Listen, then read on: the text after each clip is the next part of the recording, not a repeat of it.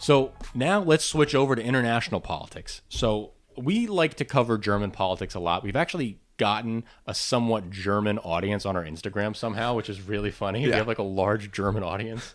But I want to talk about two things regarding Germany. The current protests against the Alternative for Deutschland, the AfD, and the rise of a new party. So let's start with the protests that have erupted in Berlin and other cities around the AfD. So this all started because plans were released that the AfD was going to undergo a mass deportation campaign. So they created this plan in Potsdam.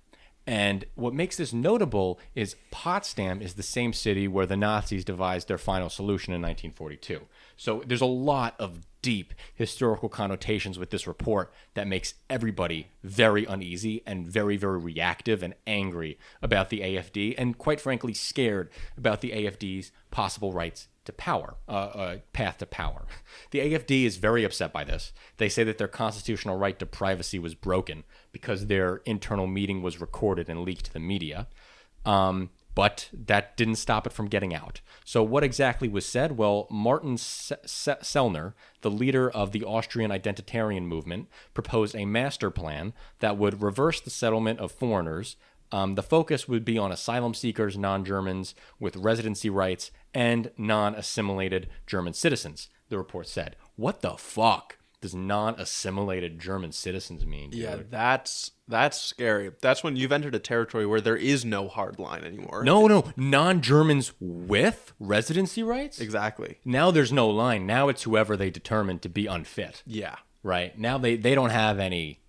Yeah, right? It's my political enemies. Right. It's not like in the United States we have an immigration problem. We talked about this before the show, but at least with with American immigration problems, it's undocumented people. Yeah. Here it's non-assimilated German citizens. What the fuck? That's crazy. So that's how insane the AfD is, and what this mirrors is a plan proposed by the Nazis in 1940 to send all the Jews to Madagascar.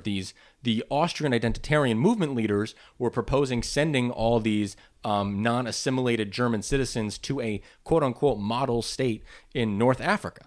So this is all very, very gross, very, very far-right craziness. Yeah, I mean, we're talking blatant segregation by ethnic identity. Yes. Right? Like how, I don't know how much more obviously bad guy you can get. No, this is as bad as a bad guy can be. Yeah. And a lot of Germans know that, and we thank them for that. 1.4 million people hit the streets to show their support and to show their disgust. It's amazing. According to the police figures, in Berlin on Sunday, there were 100,000 people gathered in the lawns of the Reichstag. That is the Germans' lower house of parliament. Signs of the protesters were fucking awesome. They said, "Never again is now, and now we can see what we would have done in our grandparents' position."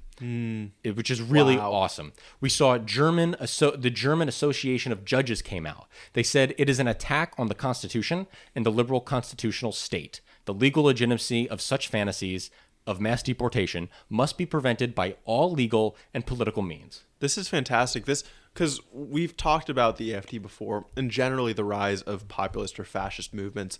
And the scary thing is when they come at you with hearts and smiles. Yes. When they come at you subtly, you don't see it coming. They slowly win favor by partnering with the center-right party, and then eventually they take control of the whole country.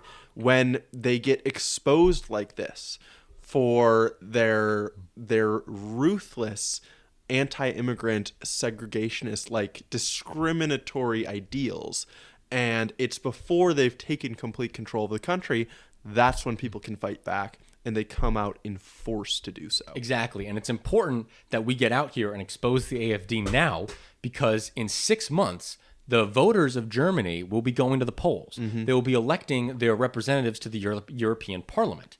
And crazy enough, the AfD is close to second place with the CDU.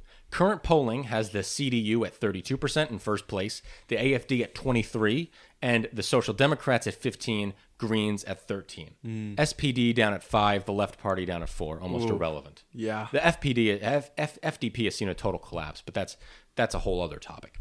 So the ruling coalition, the Greens, the SDP, the Social Democrats, this is the ruling coalition. It's a mix of liberal, green, and socialist parties, okay? they're seeing a complete collapse of their coalition support. Just a total decimation.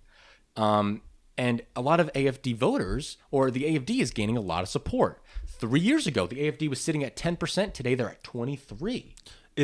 So this is in Germany overall. This is not just East Germany. No, this is Germany states. overall. Okay. So, yes, good point. Yeah. What if we dig in? Well, in September, voters are going to the polls in 3 eastern states: Brandenburg, Saxony, and Thuringia. These are all AfD strongholds. This is where the AfD is the strongest, specifically in Thuringia. And I want you to watch Thuringia, because this is where the Nazis first took power. I want you to watch that, because that is where the far right has its longest historical allies and deepest roots.